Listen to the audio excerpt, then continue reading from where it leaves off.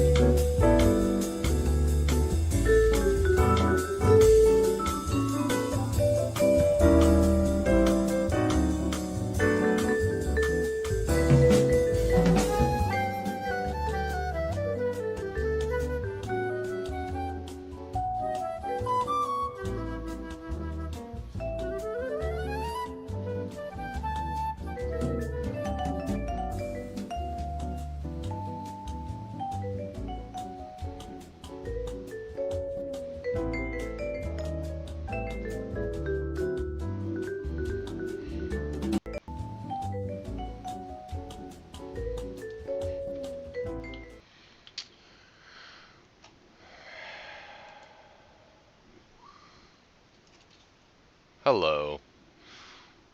Welcome, Earthlings. And anybody from the outer planets. I am Piro, broadcasting from Maine via a really sophisticated stratospheric broadcast platform, the MCWCAM live. I'm just going to go on faith that stuff's working. I think, not totally faith. There was a little bit of testing. Some of you might have seen that. I'm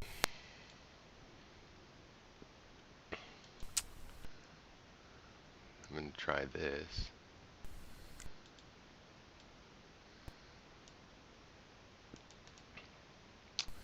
First of all,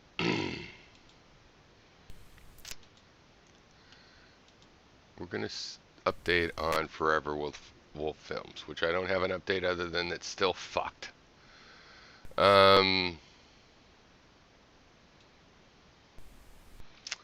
going to see, I saw I had a comment, so we'll see what the comments are, and catch up with that. So that...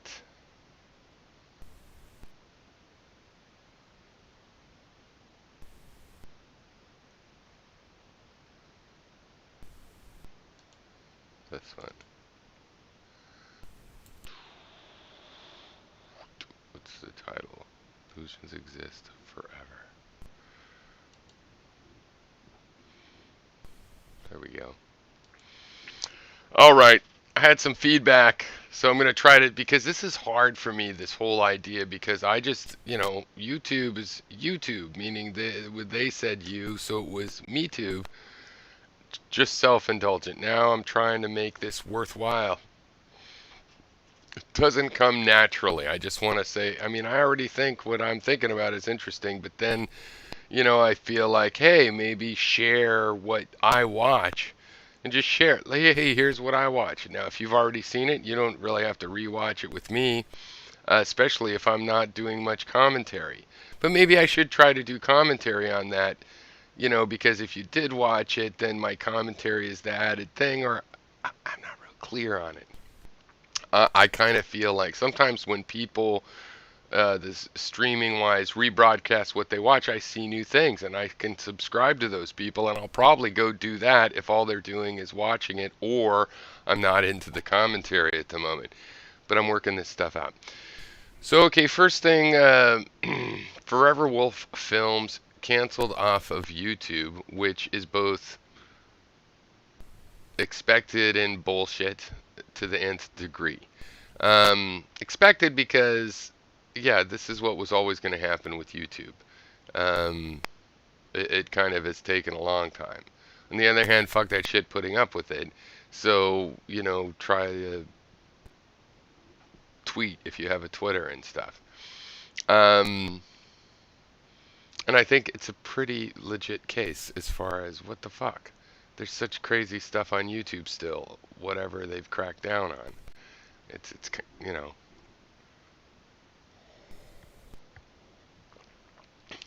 like literally it's going to be what, just a few stories or a few being honest or a few, Muppets.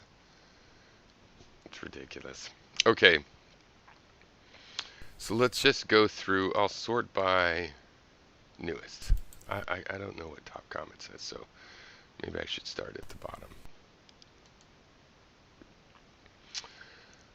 Flapjack Batter said, I can guess what content on her channel probably caused this. It has to do about her describing her childhood.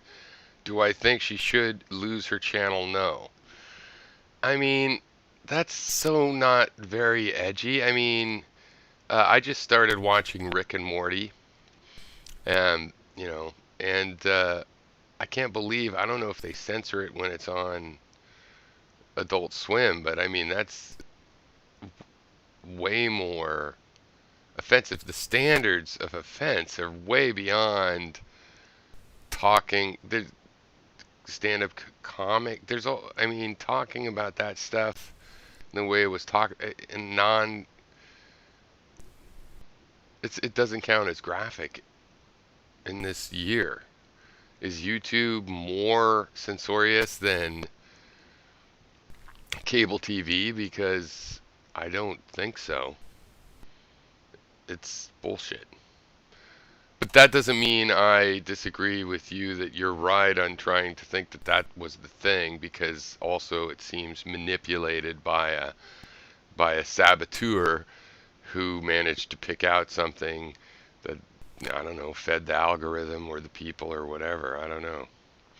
Logical Empiricist says, I was thinking about the lactating balloon tits featured in the Ephelist. I don't remember that, but again, maybe. Paper mache boobs or something. I don't remember seeing that one. Some of the antinatalist films, I haven't seen all of them, I admit. What I'm really, really into is, Amanda talking about what she's into. I have watched many of the Ephelist related contests and things like that. I do like that as well. And just the artistic progress is a lifelong thing. It's one of the greatest YouTube channels for me ever. But I might have missed some of it, or maybe just forgot. I don't remember the lactating balloons. And then I said, makes no sense to me. Yeah, because it doesn't. Okay. Ani D. Even though I completely disagree with Amanda's views, I don't. Some. But I'm not even sure about those, really, if we dug down deep. I don't think YouTube should remove her channel. Because one thing I believe is that there should be people different from me.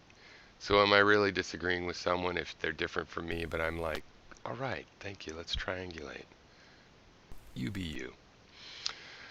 I don't think YouTube should. I think Forever Wolf Films is a true artist in the deepest sense and so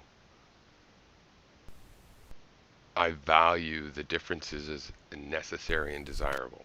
Okay, I don't think YouTube should remove her channel. Yeah, me neither.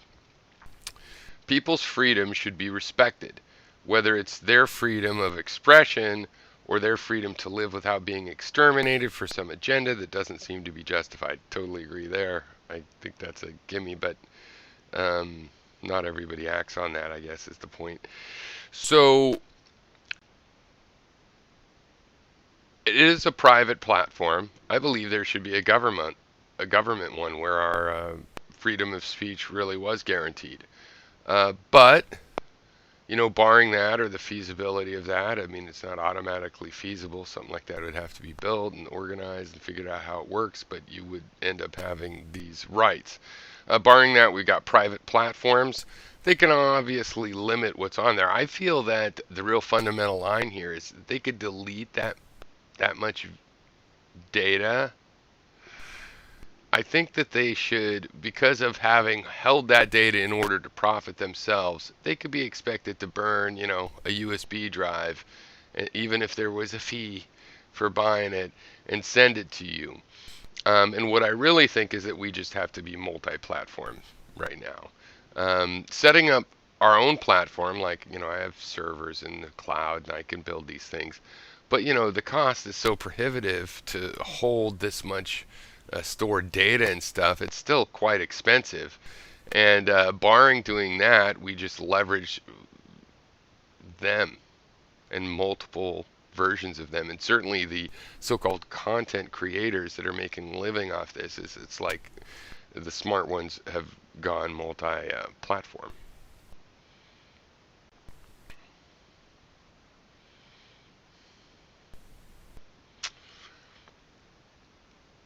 Having said that, I think it's good for the consumers to pressure YouTube to fuck off, and to relent and allow this. Part of their system has been to serve people that want content up, people that are sharing their own artistic and therefore somewhat unidirectional. You either like it or you don't. You don't have to judge beyond that, and that they should be pressured to keep doing that. And if they can get away with not doing it, well, I guess that's the way it'll end because it's a private property situation. But if you can pressure them into admitting it's worthwhile doing and to be careful who they delete, then that would be the better outcome. Exploring Antinatalism podcast says, thank you so much, Piero. I didn't do anything, but thank you for thanking me. Apparently, some troll dude has admitted targeting her channel, and the white tea machine doesn't give a fuck and isn't even properly reviewing her channel on appeal. Fuckers. I saw that. I was that in the tweet stream, or maybe Amanda posted it, or on the Discord or something. Yeah, and that's what it looks like, even if there hadn't been somebody claiming that. So, of all of the people, and for why? To get a Gary is what it sounded like from that. I don't remember the exact words in it, but partly just to get at Gary, and Gary's next. That's unsmarted. Unsmarted. Somebody that's rewired their smarts into stupid smarts that are stupid. Every time they try to be smart, they get extra stupid. I'm going to be really clever being stupid. Oh shit, now they're going to target me probably. Forget I said that, you idiot. I did not say that. Go to somewhere else. Notice. Okay, Zaphald Bieberbrock says Democratic Underground. I remember there was a thing called Democratic Underground back in the early 2000s. Is that around still? Here's 2 straight hours of the worst news we could find, even if redundant, to thrill you people who love bad news. Oh yeah, what do we love the bad news? This is I think this would be the message that I had seen in the alert. So, Andreas M. Scratching my head. I can't remember anything remotely like this on Amanda's channel. Yeah, me neither. I mean, there's those examples down below, so I'll admit, okay, I remember some of that, and not some of the other ones. But even so, that doesn't rate. Unless she had stuff posted privately and listed. Yeah. I don't think Forever Wolf Films would be like, I have no idea what it is. If it's like, oh, maybe it's that, revenge porn I posted. No, I think I trust her. Unfortunately, YouTube, I mean, I'm not up to date with what's going on. Um, Not a lot of videos coming up, so, and I haven't clicked on the channel and gotten to see, so I don't know what's going on there or if there's extra information. I'm saying, based on what I know, I think it's ridiculous. I thought it was ridiculous. Conference Report got in trouble, though, too. I think that the kind of thing that I'm concerned about with commercialized content is when it's a bunch of lies, not when it's some artistic statement. If it's an artistic statement, that's why the liars can get away with pretending it's an artistic statement, and I would allow a certain amount of that until you can really determine, though, you're spreading lies on purpose for money, right? Because that's the other thing. Having lies and going, that's just my opinion. Well, you're at a party telling your opinion. Okay, there's no thought police. But you start making money. Free speech isn't when it's paid speech. That's different.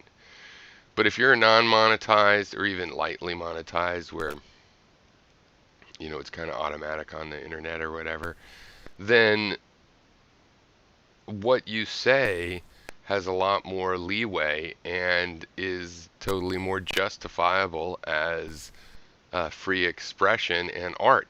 And you can commercialize it if it's art. They could take away your ads, but you could still have a sponsor.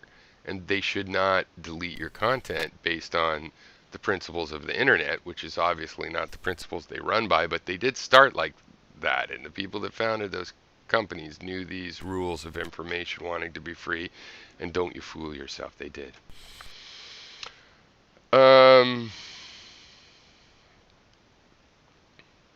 Hope she manages to get it back.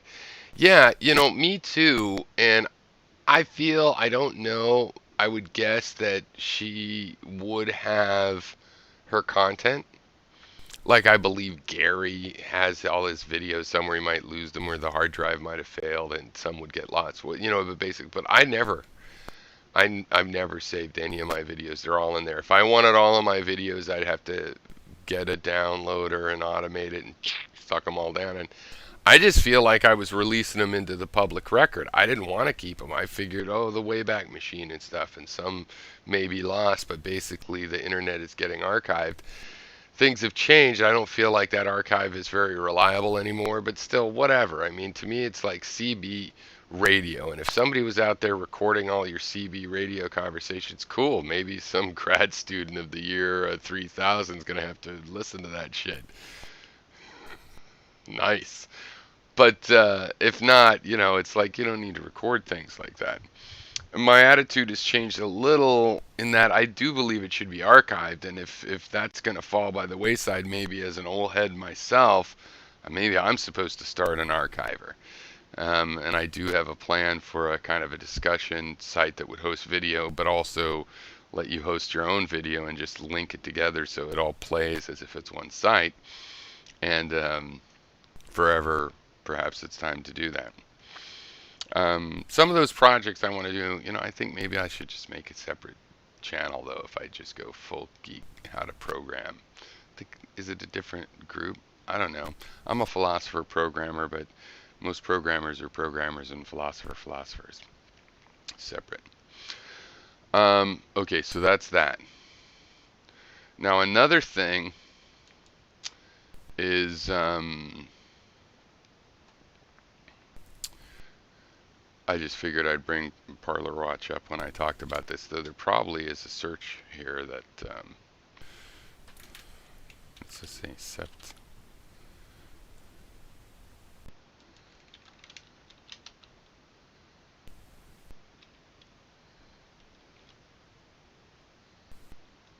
Oh, just one. Anyway, September 18th. I'm just curious. Has anybody heard about that? Supposedly it's thing. Is that right? Let me check the date. I'm pretty sure September 18th there's a big rally in DC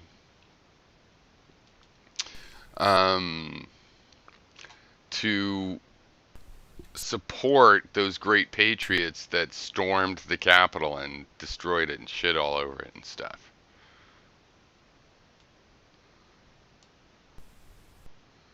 What we know about the right-wing rally. So I don't know. I would suspect it's going to be smaller than the last one, but the people that show up are going to be more radical. So potential for violence, etc. So I just want to raise that to your attention. And we're going to finish off with the U.S. World Headlines, which I have not watched yet today.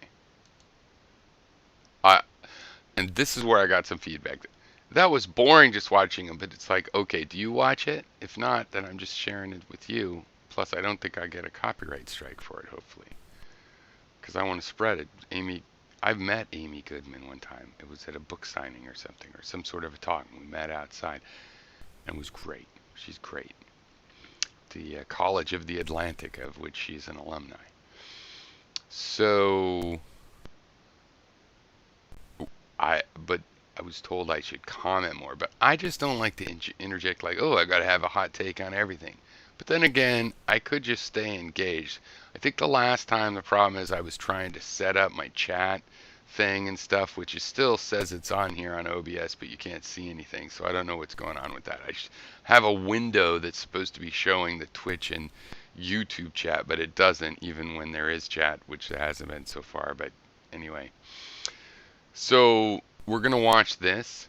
If anybody shows up and wants to discuss something or I do like giving hot takes if somebody asks a question, but not just on everything I see, right?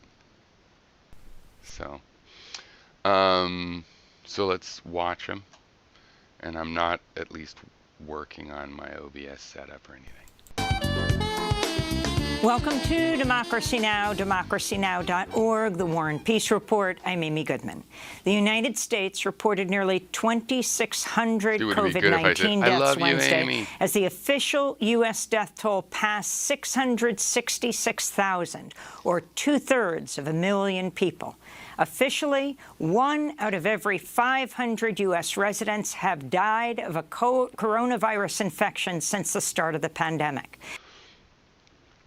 So just so everybody knows, that's more than the flu. That's 10 times more than your really bad flu year. And like 30 times more than an ordinary flu year.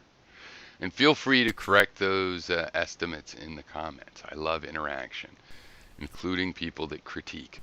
I don't take that as necessarily negative, and even if it is negative, I'll try to figure out the real information in it. So thank you.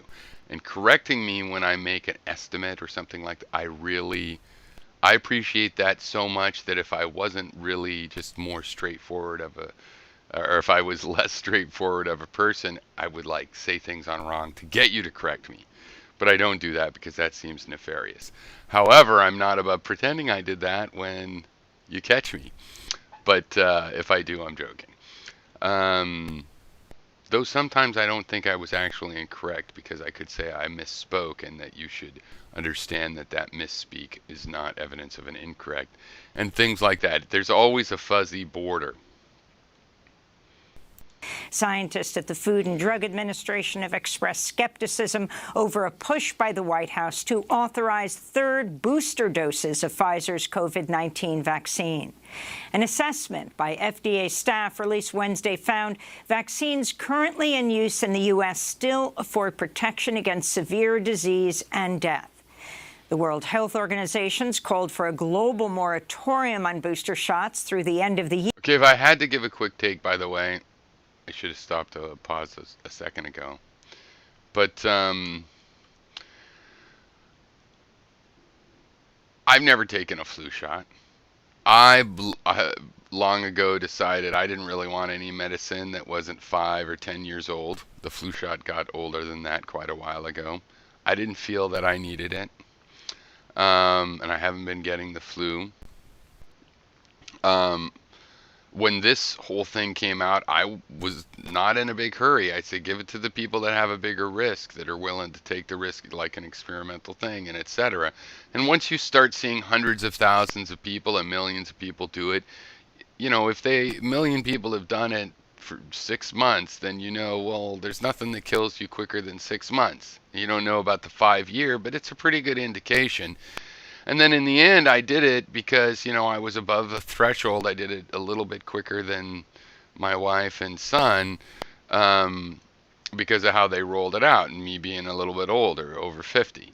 So, and I did it because I still wasn't worried about the percentage of danger to me. But socially, if you have a whole society and a medical science with germs that are transmitted is about the network effects of these things, then, hey, only 0.5% of people are going to die from it.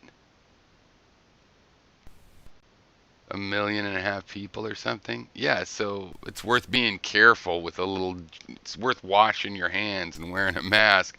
Maybe a couple 100,000 people are saved, or 1 million. So that's why I did it when it came up. My wife signed us up in the list when it was said, hey, sign up for the list. And then we just took it when the system said, because in this case, I think that's what's cooperative. It's like if we're getting attacked and it's 19 to 42 and we're told, hey, it's a bomb siren, turn off your lights because that makes it harder for them to see the city. Then I turn off my lights. Oh, they didn't need those lights. They used the stars. Well, I still am fine with having turned off my lights. It's not a hard thing to do.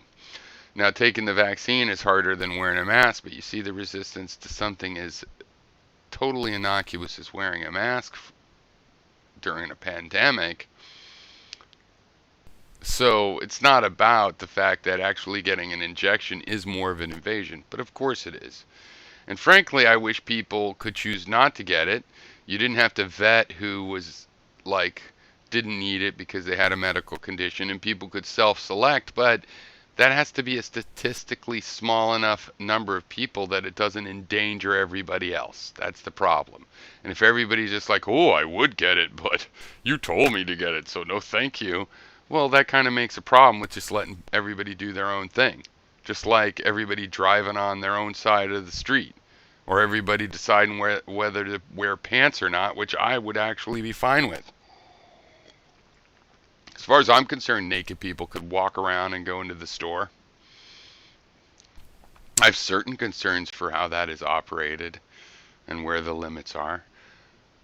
But I'm more for it than most of these people that don't think you should have to wear a mask in a pandemic.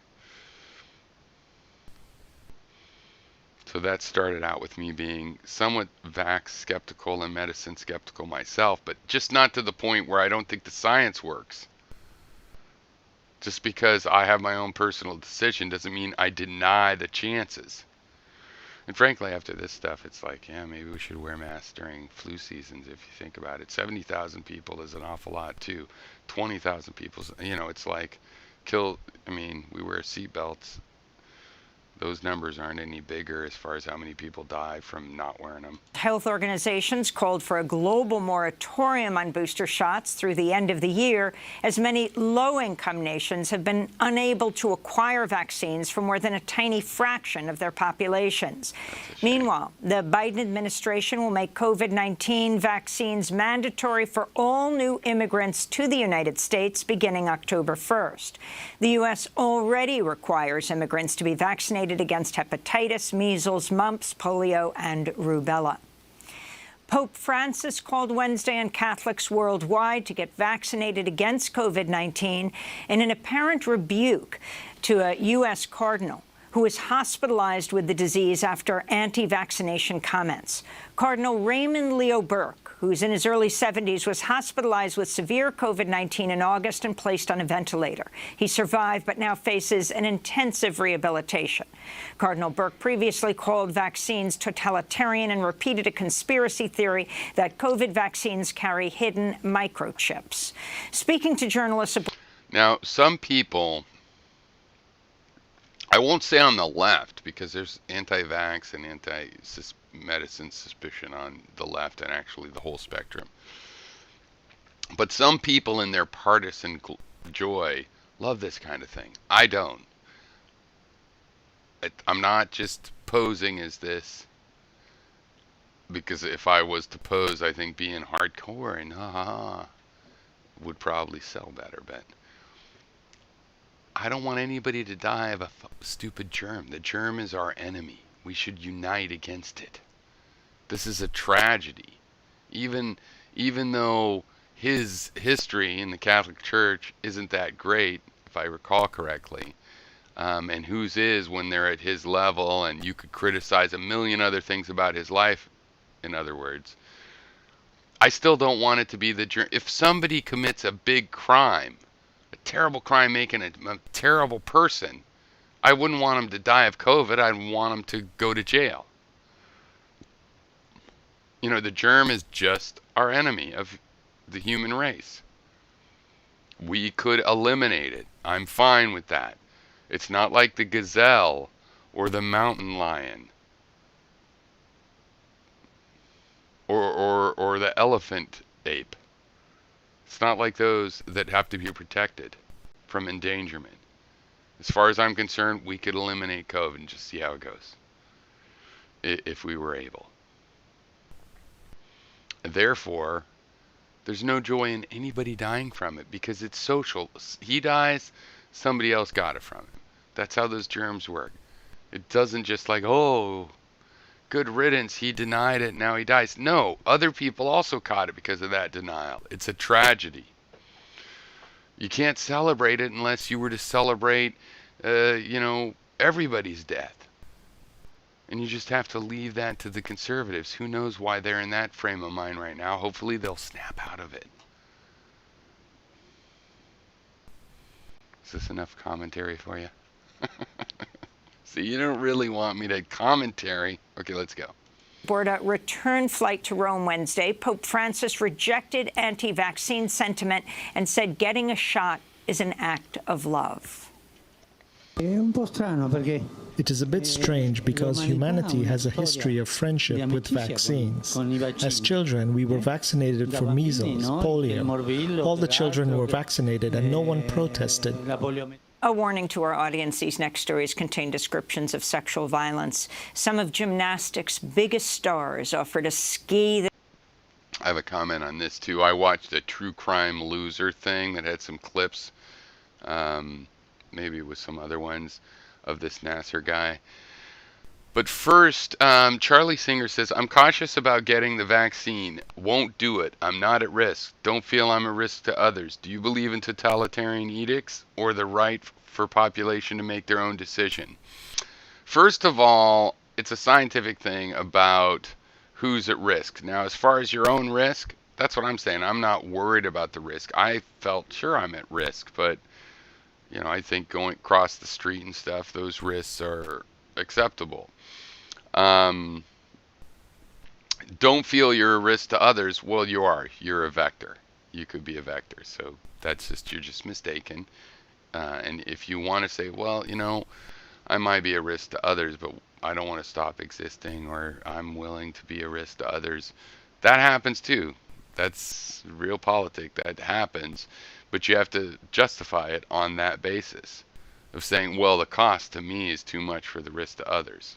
Because there's a risk to you of taking it. So you can say, yeah, the risk to others, the risk to me. But you have to make that argument. You can't just go, I don't think I am a risk. No. Now you said, do I believe in totalitarian edicts? I don't believe in any totalitarian edicts. But I don't think being required to wear pants as you walk around town is a totalitarian edict. You can call it an edict, but I don't think it's a totalitarian edict. And when you have things that, as a libertarian, because I'm not an anti-taxitarian conservatoid, I'm not an Ayn Randian non-libertarian, but I believe in liberty, on liberty, John Stuart Mill. I believe in liberty. That's a big part of how I believe we achieve progress and measure progress, that we are trying to increase individuals' ability to do all the things that they want to do. And the limit is not if it hurts other people. Well, I want to hit other people use my slingshot to hit other people with rocks. No, that's not libertarian, because libertarian isn't just you doing whatever you want. It's the idea that everybody gets to do that. So when you start hurting other people, that's the limit to your libertarianism. So everything is a case-by-case basis. Sorry to tell you, oh, but I wanted to decide everything at once. Nope. It's case by case, one at a time. So you have to take the case and study the case. Now, should everybody have to take a vaccine? I'd rather not. What would make that easier is if, 75, 85% of the people wanted to take it, then it wouldn't be a big deal for us to put up with a certain amount of transmission or whatever from the ones that don't want to take it, I guess. But I'm glad there isn't so much polio in the United States anymore. And as a objective measure of what's going to be better for us, our children, meaning the future us, including not just their children, because many of us that are already old and grown up have a good chance of living another 20, 30, 40, 50 years. Hey, all you 20 and 30-year-olds, I hate to tell you, you'll have lived 50 years at one point, and you'll be like, wow, that's a lot of time. Geez, I'm half a century. I grew up thinking, wow, my country's 200 years old, and now it's 250. Like, time passes pretty quick, you guys. Charlie Singer gives me a compliment. I'm not going to read that, but thank you, Charlie. That's nice of you to say, because I was just mouthing off. I thought, oh, I probably pissed off Charlie. Because I do respect, and I started off with, I came from that. When my daughters were born, I thought about the whole vaccine with them. I decided to do it for the same reason.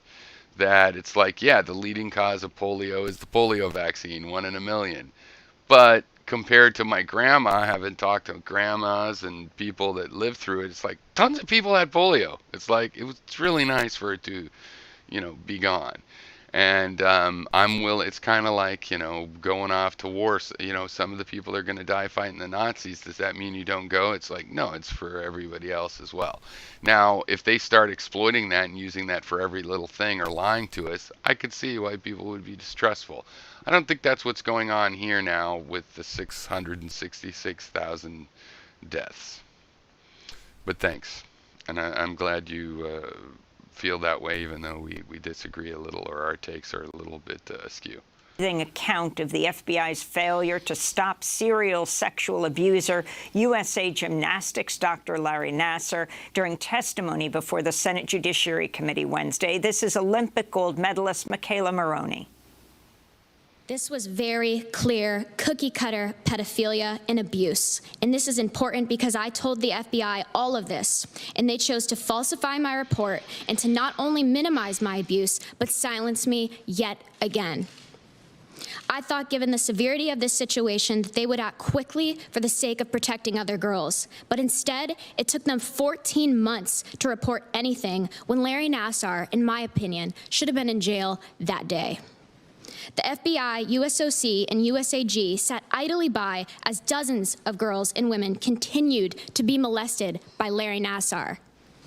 Simone Biles, So, I was saying earlier, I watched this, I think it was a True Crime Loser thing, because I was I've been binge watching that chapter, Bailey Sarian, for a couple months. And they did one on this guy, and he had some clips. And the thing is, okay, so this guy had been caught and reported and complained and talked to police more than one time. And his little gimmick was that he was like this sports doctor, and he had this method of vaginal massage as a thing that, like an acupuncture, a vaginal acupressure thing. That'll help your shoulder. And he more or less openly wrote that and was the inventor of it and stuff. And when they talked to him, he's like, hey, this is just, I know, but there should be someone else in the room. Okay. And it's very important. You have to be careful with this, like this whole pseudo-scientific concept. And as a result, it was very in the open. Like he was going, yeah, I do that, but they're just taking it the wrong way.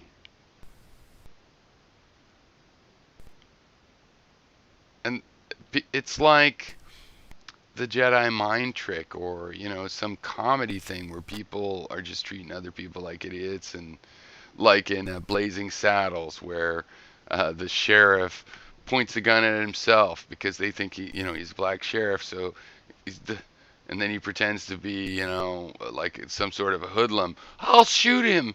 And then he pretends to be himself. Oh, please don't let him shoot me.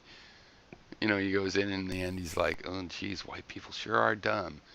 It's like that kind of a level of trick to have a guy that's doing vaginal penetration in his healthcare thing, sometimes with people there and sometimes not, and then promising, oh, I'll always have people there. And people are like, oh, okay, that explains it. And it's not even like, sometimes stuff like that could take over, a certain subset of a medical industry or masseuses or something. But it's not even like that. This was just his thing. And it's also not just like, oh, some doctor with a weird thing that a bunch of wannabe athletes. No, the main athletes, like, wouldn't you think there should be more scrutiny for all of these kinds of doctors? But if you were wondering if it existed at all, it would be at the Olympic level. We've been abusing so many of our stars and celebrities and athletes and just really talented people in order to get their break for the whole history of this country and longer into Europe's history and etc. Those people have to consent, or not consent, but be quiet about getting abused by the power filter people. That's what we're learning. It's fucking ridiculous.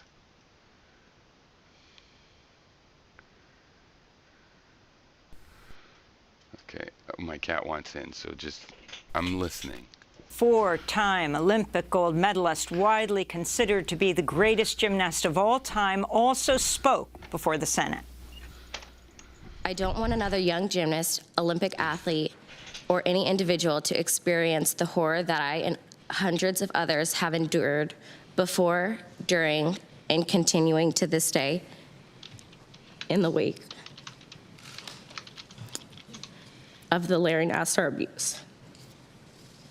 To be clear, sorry. Take your time. To be clear, I blame Larry Nassar, and I also blame an entire system that enabled and perpetrated his abuse. Lawyers say that in the time between the FBI being told of Dr. Nassar's crimes and his 2016 arrest, Nassar abused another 120 people.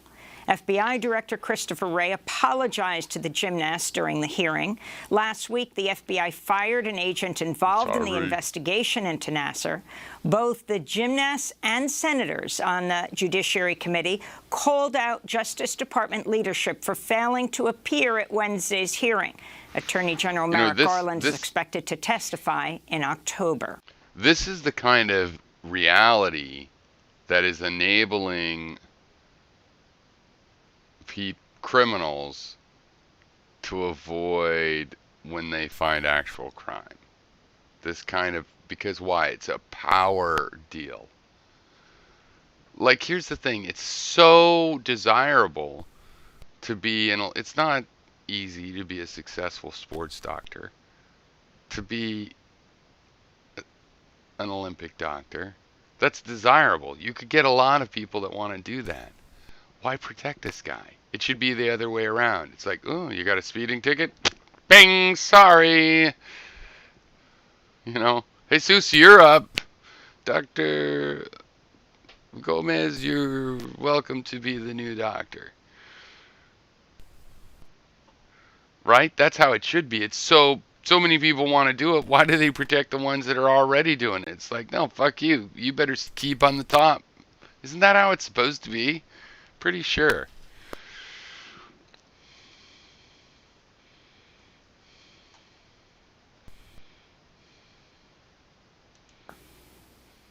Here in New York, as the federal trial for accused sexual predator and trafficker R. Kelly continues, a survivor and former backup dancer told the court earlier this week she saw Kelly engaged in a, quote, sexual situation with rising R&B superstar Aaliyah when she was just 13 or 14 years old. Kelly and Aaliyah were married in 1994 using falsified documents when Aaliyah was only 15 and Kelly 27. R. Kelly faces multiple federal criminal charges, including sexual exploitation of children, kidnapping, and forced labor. Wow, pretty abstract in China, art. A leading figure in the country's Me Too movement says she'll appeal her case after a judge dismissed her sexual assault and harassment claims. Zhou Xiaoshuan, a former television intern, accused a well-known host of forcibly kissing and groping her in his dressing room, but says the court refused to consider key evidence in her case. She addressed the court's decision. I don't know if I still have the courage to stick with it for another 3 years, so I don't know if this time will be a farewell. But if it is a farewell, then it's really disappointing to have to say that I or we have failed like this. The International Criminal Court said Wednesday it'll open a full investigation into possible crimes against humanity committed as part of Philippines President Rodrigo Duterte's brutal war on drugs. After weighing evidence on more than 200 victims, the ICC's judges found evidence that a, quote, widespread and systematic attack against the civilian population took place, unquote. So, quick take. Over here.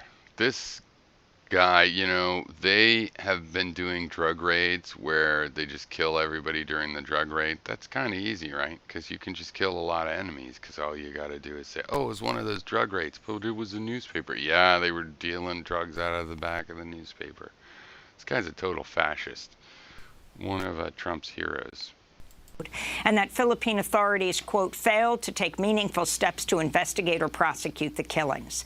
Last year, a United Nations report found at least 8,600 people have been killed in the drug war unleashed by Duterte, with some estimates suggesting the true toll could be 3 times higher.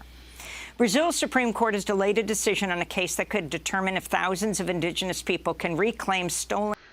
That's a democratic country, like outdoing dictatorships of the 70s in terms of the numbers killed through manufacturing consent about who needs killing. Ancestral lands. The move by Brazil's High Court to indefinitely suspend a ruling came after thousands of indigenous people representing 176 groups camped out in the capital, Brasilia, to condemn the destruction of the Amazon rainforest and the genocide of indigenous peoples. The White House said Wednesday the U.S. will share nuclear submarine technology with Australia in a new trilateral military partnership. The coalition is known as AUKUS, short for Australia, United Kingdom, and United States. Its formation comes as President Biden continues to pressure U.S. allies to take a more aggressive military posture toward China. British Prime Minister Boris Johnson joined the Australian Prime Minister Scott Morrison and President Biden at a virtual summit Wednesday.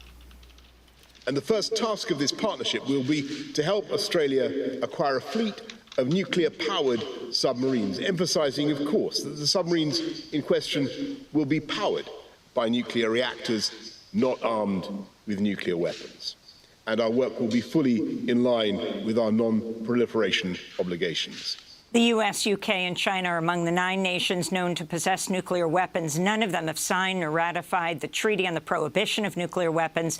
Neither has Australia, which says it supports the retention and potential use of U.S. nuclear weapons on its behalf. The White House said President Biden has complete confidence in U.S. General Mark Milley Wednesday, following reports he circumvented the official chain of command in order to prevent possible actions from former President Trump.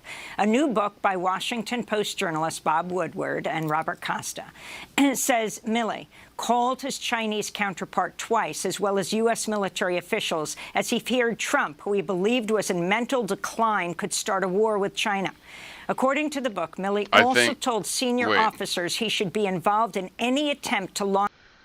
I don't want to give this guy any credit for realizing that Trump was in mental decline. I mean, I think we can all see that. ...launch a nuclear weapon, that all decisions had to go... Here's where he was going, go storm the Capitol, you guys. I'll be right there behind you. Through him. Milley was reportedly motivated in large part by a phone call with House Speaker Nancy Pelosi, who called Trump crazy and asked what measures are available to stop him from launching a war on or nuclear weapons. The Justice Department. How dare he try to stop a war? Out of bounds. It'll ban federal law enforcement officers from using chokeholds during arrests and will bar no-knock entries while executing warrants except in rare cases. The change in policy came as former Minneapolis police officer Derek Chauvin, who was convicted of murdering George Floyd, is scheduled to be arraigned today in a separate federal civil rights case. An indictment by a federal grand jury found evidence that in 2017, Chauvin held a 14-year-old boy by the throat, hit him in the head with a flashlight, and held his knee on the boy's neck and upper back while he was prone in handcuffs and not resisting. The encounter left the boy bleeding from his ears and needing 2 stitches. Scumbag. And the city of Philadelphia will pay $2 million to Rakia Young, a black mother who was attacked by a horde of police officers and separated from her young child in October last year. Young was driving past an anti-police brutality protest when the assault took place. Critics say the settlement, which comes from taxpayer dollars, does nothing to hold the Philadelphia police accountable for their brutal attack. To see our interview with Rakia Young's lawyer, go to democracynow.org. Police young child attacked by a $2 million years and needing 2 stitches. And the city of Philadelphia will pay $2 million to Young was driving past an anti-police brutality. Dollars does nothing to hold the Philadelphia police accountable for their brutal attack. To see our interview with Rakia Young's lawyer, go to democracynow.org. We just pay for that. Well, not we, because I don't. And those are some of the headlines. This is Democracy Now!, democracynow.org. Thank you, Amy. Peace You're Report. great. I'm Amy Goodman, joined by Democracy Now! Co-host Nermeen Sheikh. We're both in New York. Hi, Nermeen. Hi, Amy, and welcome to our good. listeners and viewers across the Amy country is one of and the around the few world. baby boomers that's actually developed mentors of a younger age that can take over. Usually baby boomers don't do that, and then your Fidel Castro and your 80-year-old brother takes over when you retire. You're supposed to be 70 and have a 50-year-old mentee and a 30-year-old mentee, and you're 50, and those guys all have mentees, and you're supposed to have a little network of people to take over the legacy in the school of philosophy. Most baby boomers don't do that, but Amy Goodman is better than most. All right, you guys, I am going to put up my goodbye screen because I noticed the end can cut off using Streamlabs multicasting. And don't forget to check out the Twitch stream because, you know, when they cancel me, now that I'm going to start every day-ish, they're probably going to cancel me. You know that's going to happen, right? I mean, it's just inevitable. And we need to be multi-platform. The other thing is don't do that, but go to the Discord. Because even if you don't check in that much, when I get canceled, you notice, oh, he's not there. Well, we'll keep the I think Discord's the most reliable, the most email-like extra.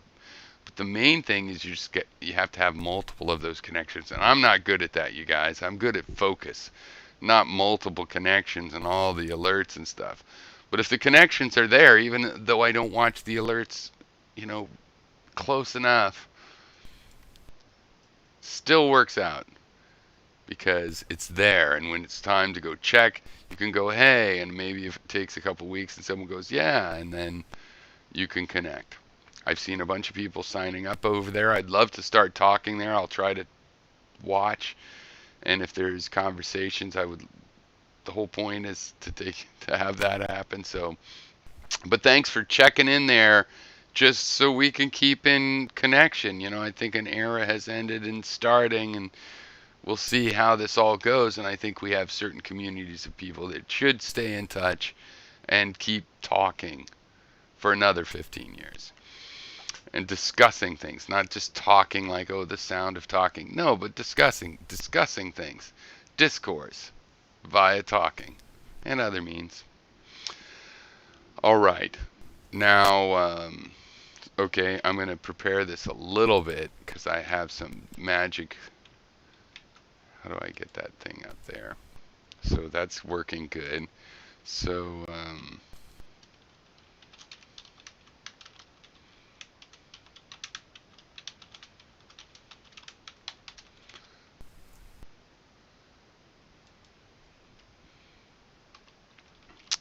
I'm going to go spend some time with my lovely wife. So what is it? 9 plus 12, so it's 2150.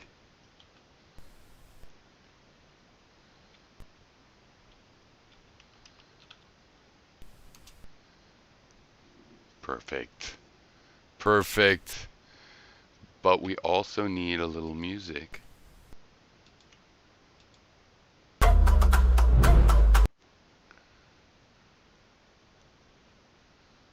Are we ready? I believe so.